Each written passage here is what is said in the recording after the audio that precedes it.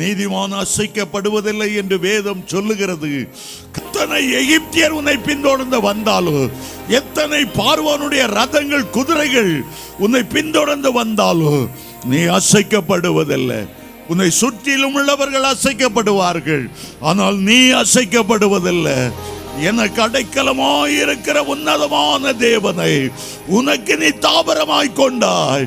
ஆகவே பொல்லாப்பு உனக்கு நேரிடுவதில்லை, வாதை உன் கூடாரத்தை அணுகுவதில்லை. கர்த்தர் உன்னை ஆசீர்வதிக்க நினைக்கும் போது, கர்த்தர் உன்னை உயர்த்த தீர்மானித்திருக்கும் போது யார் உன்னை மட்டம் தட்ட முடியும்?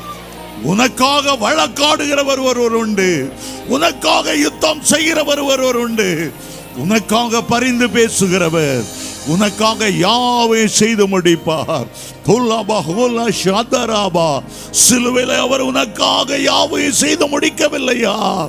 நீ விசுவாசத்தோடு சொல்லு, கர்த்தர் எனக்காக யாவையும் செய்து முடிப்பார். என் பிள்ளைகளுடைய படிப்பு காரியத்தை பொறுப்படுத்த இருக்கிறார். என் பிள்ளைகளுக்கு ஒரு நல்ல இடத்தை ஆயத்தம் பண்ணி இருக்கிறார். நான் அசைக்கப்படுவதில்லை, நான் அசைக்கப்படுவதில்லை. கர்த்தர் என்னோடு கூட இருக்கிறார்.